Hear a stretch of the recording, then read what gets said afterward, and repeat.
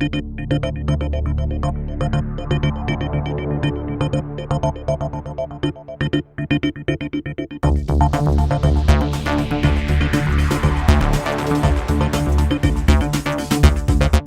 tarde, prazer enorme estar aqui, né, nesse segundo simpósio, depois, né, dessa luta heróica da professora Cristiana de viabilizar e, inclusive, com a publicação do livro.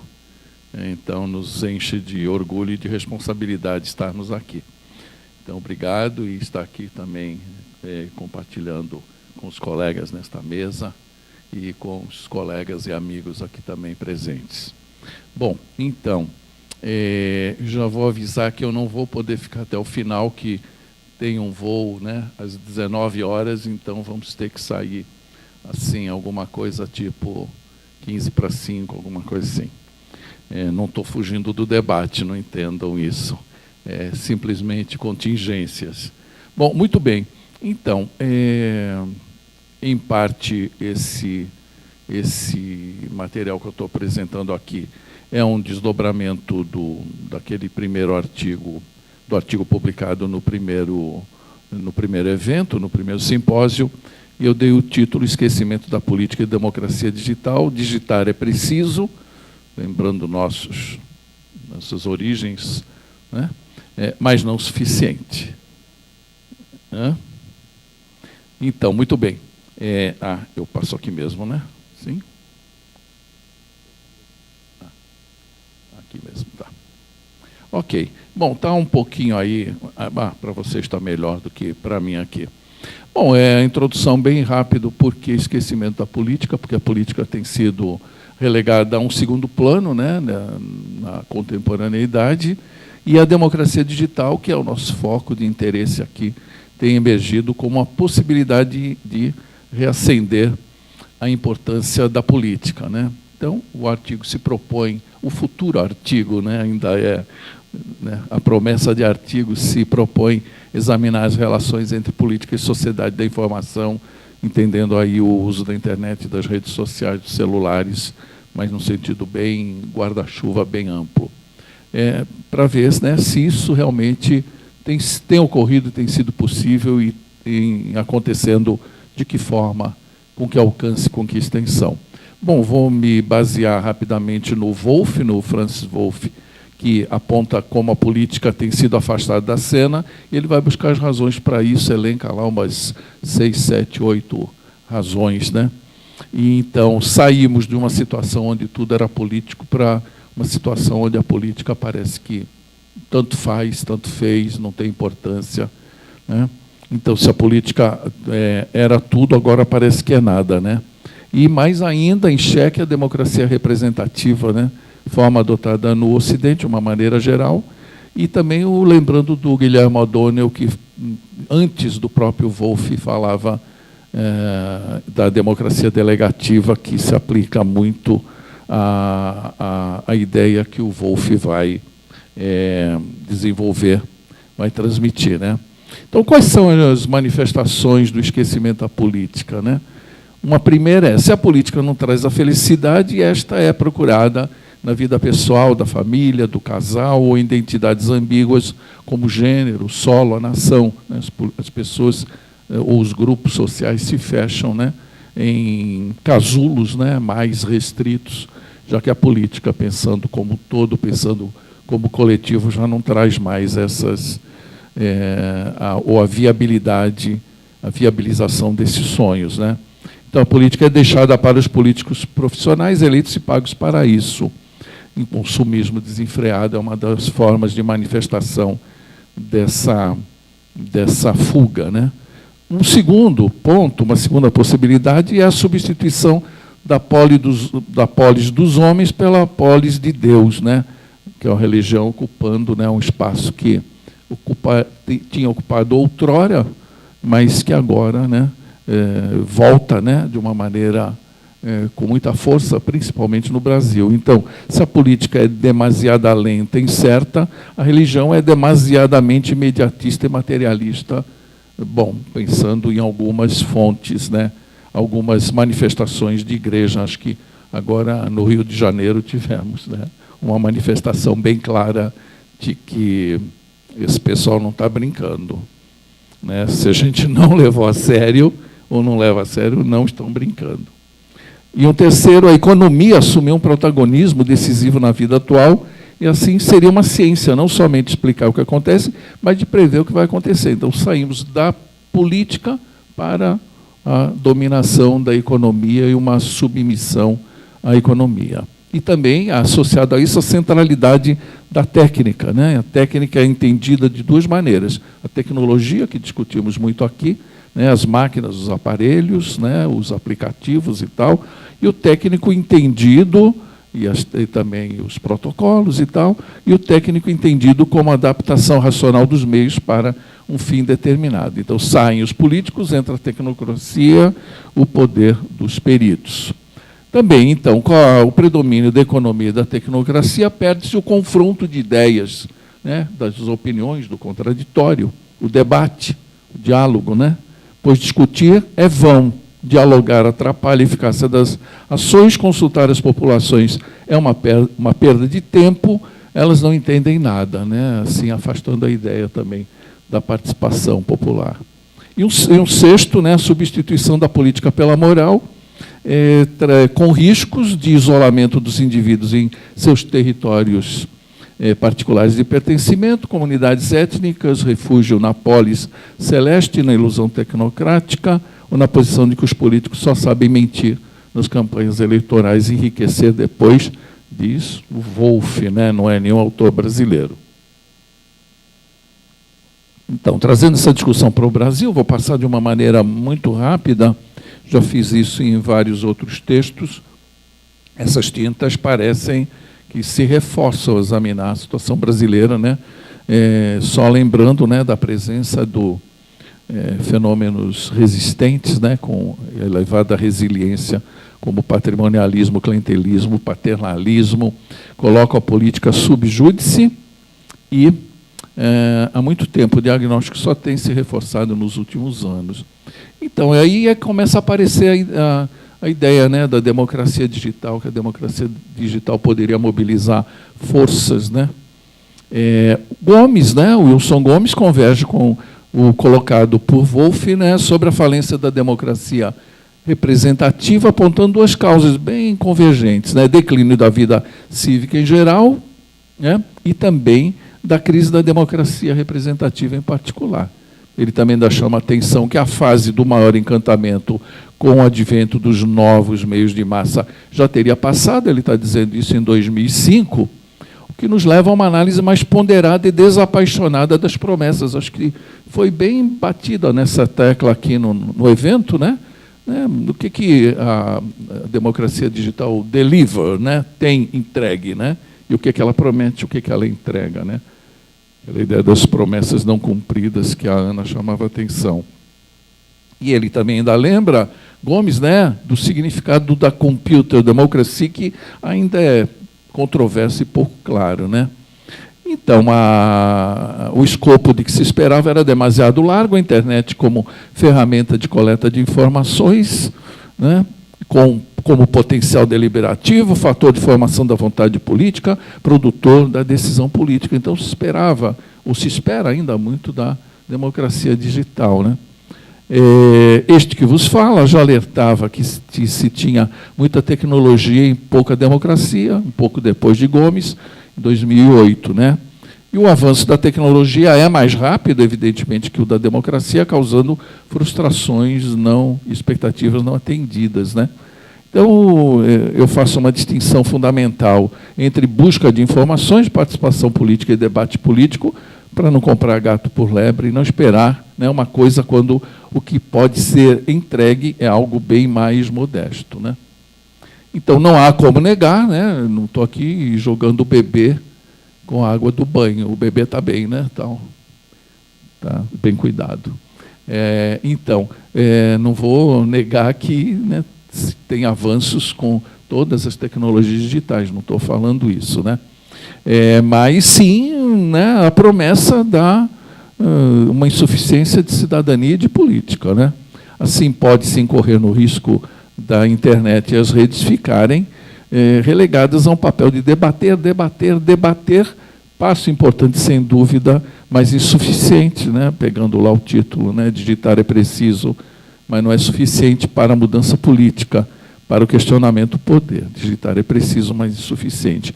Sim, aí, se o Wilson Gomes falava em 2005, né, que já teria passado a fase do maior encantamento, parece que uma nova esperança aconteceu, né, com todas as manifestações em vários países, né?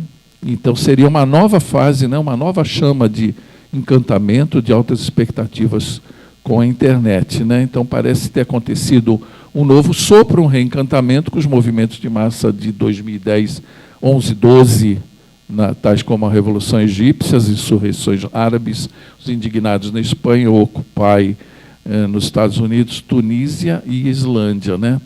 Então, Castells faz um relato dessas experiências, destacando como essas duas últimas, ou seja, a Tunísia e a Islândia, como paradigmáticas para o entendimento desses movimentos, né? Que essas duas teriam, né, um papel decisivo. O título do seu livro é sugestivo, né? Redes de Indignação e Esperança, Movimentos Sociais na Era da Internet, né? É interessante notar que o autor, depois de eu ler o livro, eu vi que ele não botou a Grécia, não sei porquê, e nem faz nenhum comentário. Então, de forma bem sumária, vou passar bem rápido aqui, né? Os conceitos básicos de Castells são: confiança é o que aglutina a sociedade, o mercado e as instituições. As redes sociais são espaços de autonomia, né? Em todos os casos, os movimentos ignoraram, em todos os casos acontecidos que ele examinou, e aí inclui o Brasil também, né? Ele faz um pós-scriptum sobre o Brasil de 2 ou 3 páginas, basicamente do calor dos acontecimentos. Então, os movimentos ignoraram partidos políticos, desconfiaram da mídia, não reconheceram nenhuma liderança política, até sindical, e rejeitaram toda a organização formal, convergência com o que Wolff fala, né, sobre a desmoralização, ele não fala assim, mas da política, sustentando-se na internet e em assembleias locais para o debate coletivo e a tomada de decisões, e ele também cobre o Brasil, ainda que brevemente. Ainda que Castells seja um inequívoco entusiasta da internet, ele tem a sensatez de entender que é cedo demais, né, para construir uma interpretação sistemática acadêmica desses movimentos. Mesmo assim, seu entusiasmo e crenças na rede é difícil de esconder. Então, sua construção teórica avança no sentido de entender que a constituição de redes é operada pelo ato da comunicação, né? Comunicação é o processo de compartilhar significado pela troca de informações. E com a internet e as redes sem fio, tem-se uma comunicação de massa. E com a possibilidade de produção de um hipertexto, constrói-se autonomia do ator social, seja ele individual ou coletivo, em relação às instituições da sociedade, né? Um toque, assim, um caráter bem russoniano, né, no Castells, né, dá para perceber. É por isso que os governos têm medo da internet, e as redes de comunicação são fontes decisivas de construção do poder. Até aí, acho que estamos indo bem. Na verdade, seria um contrapoder representado pela tentativa deliberada de alterar as relações de poder, o que seria feito, né, reprogramando-se as redes em torno de outros interesses e valores, e, ao mesmo tempo, alterando as redes de resistência e mudança social. Se lá em cima apontei uma influência russoniana nítida, aqui tem cheiro de Gramsci, né? Assim, os atores da mudança social são capazes de exercer influência decisiva a partir dos mecanismos das redes, né?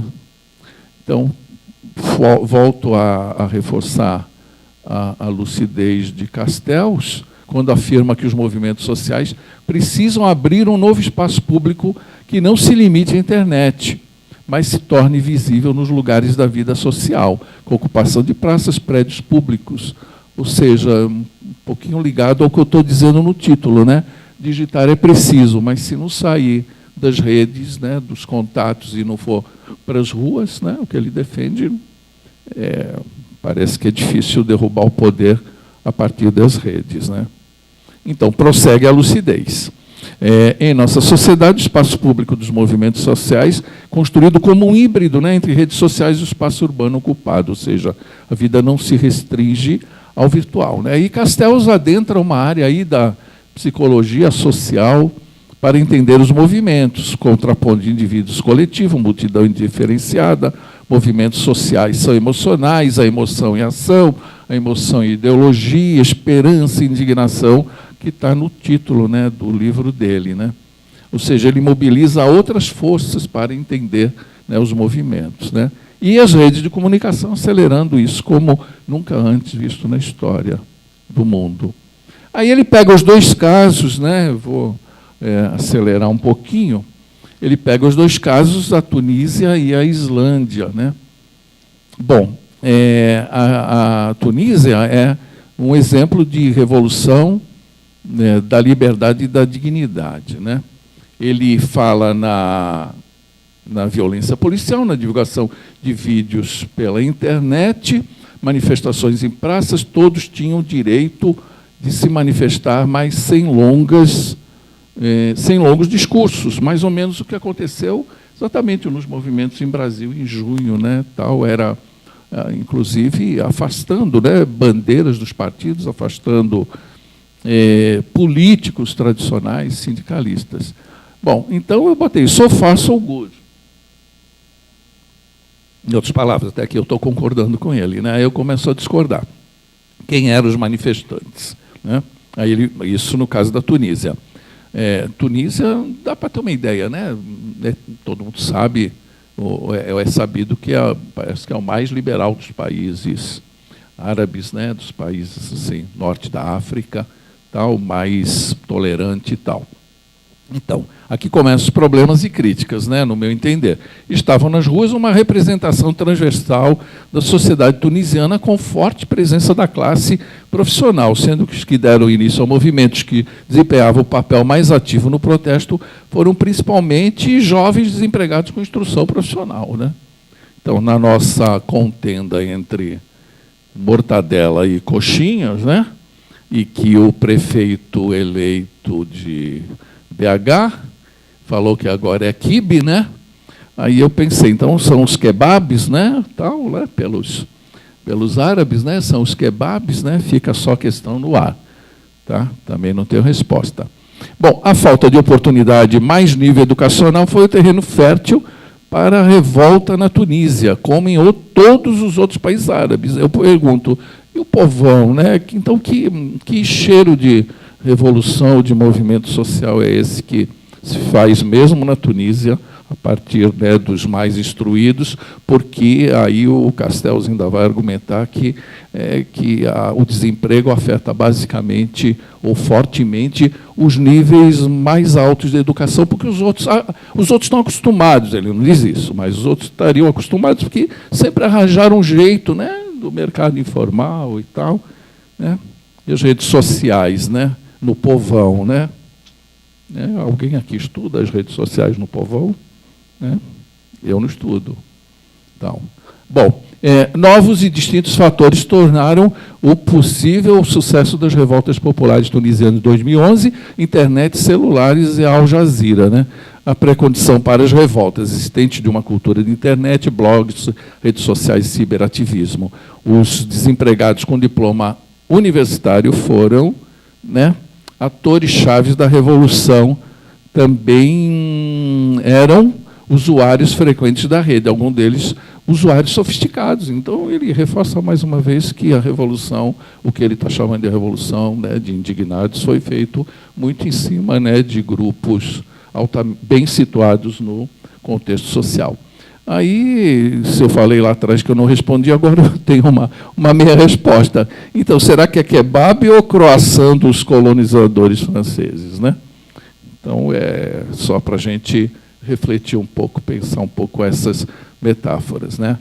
Resultados, né? Vamos ver, afinal de contas, o que mudou, né? Realização de eleições limpas em outubro de 11, vencendo este nome aí, que é uma coalizão islâmica moderada, né? Houve avanços, houve resultados, e houve resultados positivos. Ok, produziu resultados. Vamos ao caso da Islândia, ele chama a Revolução das Panelas, né? Que eu já ouvi falar sobre isso. Né? É uma queda abrupta das condições de renda da população, crise financeira e da economia, do desemprego. Né? Todo mundo também sabe um pouquinho da Islândia. Né? Então, se na Tunísia foi um jovem vendedor ambulante que se imolou, o catalisador na Islândia foi um cantor que expressou sua fúria contra banqueiros e políticos. Gravaram o vídeo dele cantando, botaram na rede, viralizou, juntou gente, começou a aparecer mais gente se manifestando e tal. Então, mas voltando ao vendedor ambulante que se imolou, ontem, quando eu estava vindo para cá de táxi, conversando com o motorista, eu sempre converso, né, para auscultar um pouco, né? Ali em algum lugar ali da área central tinha um rapa, né? Um rapa correndo atrás dos vendedores, os vendedores com seus carrinhos de mão, com frutas, né? E na mesma hora na rádio estava dando uma notícia que o presidente do Senado tinha comentando de um juiz que estava ganhando R$200 mil por mês, o presidente do Senado dizendo que isso era um assinte.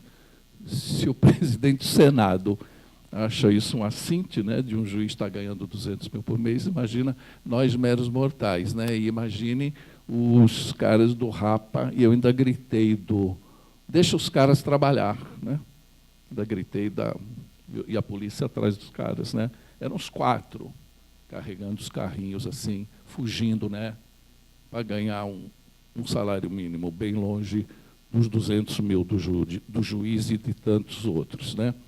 Bom, então, vamos de novo voltando agora para a Islândia. Né?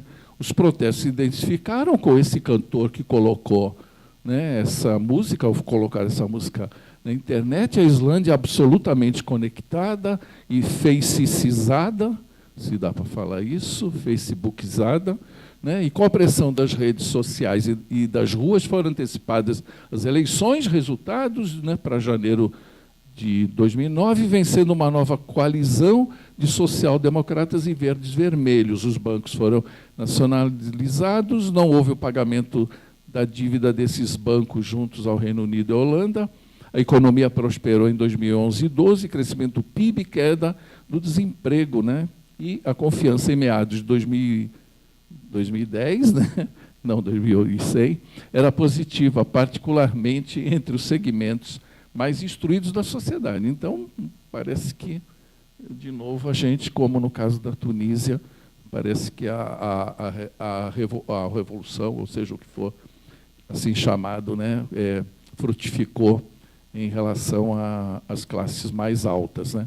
O parlamento organizou uma nova eleição popular, em novembro de 2010, aberta para todos os cidadãos para formar um conselho da Assembleia Constitucional com 25 membros. E essa eleição, num país em crise, num país esfacelado pelo capital financeiro, pela crise tal, contou com a participação de 37% do eleitorado. Então, a gente chora as pitangas aqui o tempo todo, que, né, a sociedade não participa no Brasil. Na Islândia, aqui, o índice de analfabetismo deve ser 0, né? Certamente é 0, e numa situação de uma crise que provavelmente eles nunca experimentaram. Né? Trago um outro relato popular. Tomei um táxi outro dia em Salvador, e o cara, falando da situação atual do país, assim, um mês atrás, dois meses atrás, o cara falou assim: meu pai tem 93 anos. Ele disse que não mudou nada para ele em 93 anos. E o filho já deve ter uns 60 e tantos. E ele diz assim: eu também não tenho expectativas com o Brasil. Então, né, a percepção, né, 93 anos, o Brasil tem 500 e poucos. Se você pensar 1532, com a chegada de um primeiro governo aqui, esse cara viveu 93 de menos de 500 anos. Ele viveu uma boa parte do que o Brasil existe. Né?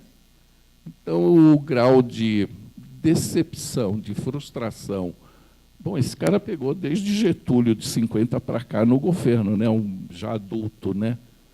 Esse senhor de 93 anos. Bom, então lá eu fico pensando, né?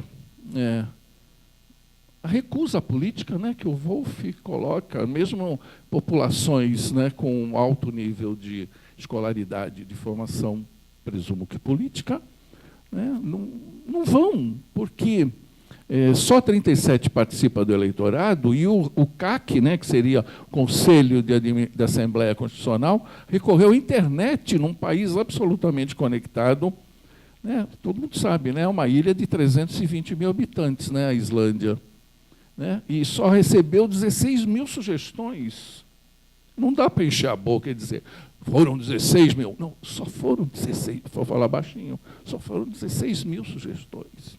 Né, onde é que está a indignação? Né? Onde é que está a esperança? Né? Então, parece razoável extrair que, mesmo com toda a tecnologia disponível e a crise bombando, há uma recusa política. Né? De qualquer forma, Castells louva a experiência da Islândia, né? Lembrando que é uma ilha. Né? A conclusão de Castells é otimista, eu não comungo com esse otimismo. Os resultados se expressam no fato de que o governo islandês fez os banqueiros arcarem com os custos da crise, o que não é nada desprezível, pensando no Brasil, né? Que a questão da dívida é um assinte, né? A questão dos juros é um assinte no meu modo de ver, não do presidente do Senado, tá? O assinte meu. Tá? E ainda elabora uma Constituição e vai dizer o Castells, um experimento verdadeiramente revolucionário. Não sei se vocês sabem, mas a Constituição da Islândia, ela é apreendida da Constituição Corsa, da Córcega, de 1755. Né? E o Rousseau baixa novamente, não só no islandês, mas no Castells. Nos islandeses, desculpe, como em Castells. Por quê? Quem escreveu o preâmbulo da Constituição Corsa foi o Castells. Pois é, eu também não sabia disso. Também me tanto quanto você. Quer dizer, o cara botou a mão na massa, né? Se comprometeu e foi lá e escreveu. Então, a Constituição da Islândia é uma importação. E é interessante, aí eu fui para o pai da criança, fui para o Rousseau. E o Rousseau diz assim, no contrato social, que a Islândia pode ser, a Córcega pode ser uma baita surpresa para o mundo. E ele não estava se referindo ao nascimento do Napoleão, que ia correr daí a alguns anos. Né? Ele apostava que a Córcega, né, talvez por ele vir de um cantão da Suíça, né, com toda a influência dos gregos. Né, tal. Bom, Castells, né, observa uma característica que marca esses dois países, são altamente heterogêneos em termos étnicos e religiosos, sendo a Tunísia o país mais homogêneo do mundo árabe do ponto de vista étnico. Acredito que esses dois países estão distantes das condições do Brasil e de servir de referência para nós. Em parte, os casos mais próximos seriam a Espanha, um país ocidental, né? E o Occupy Wall Street. 5 minutos? Tá, acho que dá. Se eu fizer em 4,5, tem algum bônus? Não. Não. Podemos, em parte, os casos mais próximos seriam a Espanha e Occupy Wall Street, com todas as reservas possíveis, os dois casos mais ocidentais. Sim, mas e o Brasil, né? O junho de 2013, né? Longe de fazer aqui uma análise desses movimentos, cabe puxar um fator de convergência com os movimentos analisados por Castells. Assim, a pesquisa Ibope, né, feita no calor dos acontecimentos em junho de 2013 em 8 capitais no Brasil, certamente cobrindo um mosaico bem variado, identificava a presença entre os manifestantes de 43% com escolaridade superior e apenas 8% com o colegial incompleto. Né? No quesito renda, 49% tinham renda familiar superior a 5 salários mínimos e apenas 15% até 2 salários mínimos. né? Eu lembro de de um livro lá da década de 70, uma empregada chega em Brasília, plano piloto, e fala assim: ué, não tem pobre? Né? Não diria tanto aqui, ué, não tem pobre, né? Mas, né, onde é que está a massa, né? Onde é que está a massa das manifestações, né? Então, lembrando que o estopim das manifestações foi a luta contra os 20 centavos em aumento nas passagens dos coletivos de São Paulo, e que a internet e as redes sociais tiveram um papel decisivo na convocação dos manifestantes. E o movimento que comandava seguia os mesmos parâmetros dos movimentos examinados por Castells. Assim como, via de regra, as bandeiras eram as mesmas, contra a política tradicional, contra os políticos, contra os partidos. Então, desse quadro se extrai o seguinte: os movimentos sociais mobilizados pela internet parecem atingir um público de mais alta instrução, de renda média e de condições sociais longe das bases da pirâmide social, né? Se fala em revolução, então mude-se o conceito de revolução. Abrande-se, né, o teor do que se entende ou do que se espera de revolução. Bom, aí eu vou passar muito por cima mesmo. Eu tenho estudado uma rede, né, que é uma rede de debates na UFBA, entre os docentes, né, e agora eu peguei, que está no livro no artigo do primeiro livro, né, e então é uma rede mantida pela Associação dos Docentes da UFBA, da PUB, e eu peguei um período de janeiro a junho de 2016, agora quentinhos, né? Saídos do forno. Então, eu detectei 1.535 mensagens, postagens, né? É uma rede tradicional, é de e-mail, tal, não é Facebook, não é nada, é uma rede de e-mail e tal, porque as pesquisas do CETIC, né, Manuela, também dizem que os velhinhos preferem as redes, o e-mail, né? Então, professores, né, são mais conservadores, trabalham mais com e-mail. E o que eu detectei, bem rapidinho? Desses 2.300 docentes, deve ter uns 1.000 e tantos filiados à PUB, temos um total de 1.536 postagens, mas 40 e tantos %, está aqui embaixo, é muito número, eu não estou conseguindo localizar, são de 4 flooders, né? Flooder é o cara que inunda a caixa com muitas mensagens, né?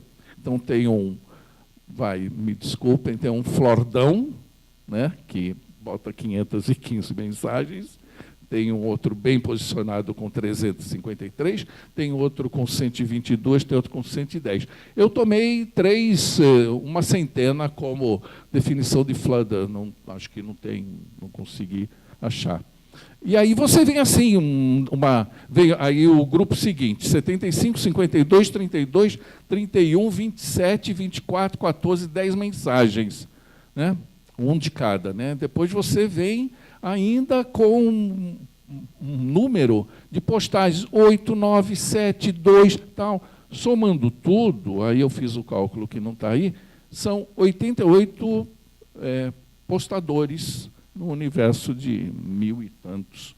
Quer dizer, nada. Eu entendo que quem postou uma vez, ou está respondendo alguém, então está no diálogo. Ou se está colocando alguma coisa pela primeira vez, não teve resposta. No artigo que virá, né, Cristiana, eu vou avançar pelo qualitativo, pelo conteúdo. Mas normalmente assim, acho que é um pouco metáfora da feira livre. Alguns, que são os vendedores, falando alto e poucos ouvindo ou respondendo. Então, não tem resposta. É meio diálogo de surdos, não posso tal, e vou para as conclusões. Longe de desmerecer ou desqualificar todo o avanço proporcionado pelas redes sociais digitais, ainda parece cedo para sinalizar possibilidades concretas na forma de fazer política através das redes, né? Então, lógico que aqueles avanços todos naqueles países árabes, que normalmente eram comandados por ditaduras, qualquer coisa que aconteça ali, né? Quem saiu de uma ditadura como nós sabe que é lucro, né? Embora lá tenha o risco, né? Aquela mistura entre religião e poder, né? É uma coisa explosiva, né? E tem risco altíssimo de cair em outra ditadura. Então, não desmereço nenhum desses acontecimentos. Então, sendo pessimista, seria possível dizer que ainda não se mexeram nas estruturas de poder através das redes, né, sociais. Sendo otimista, poderíamos dizer que é um movimento molecular de longa duração até que se possa produzir resultados concretos e mudanças concretas nas estruturas de poder. Só o tempo dirá.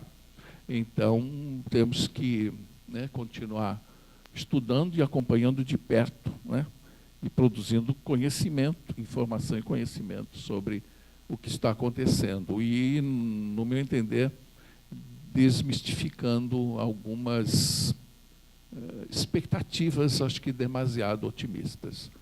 É isso, obrigado.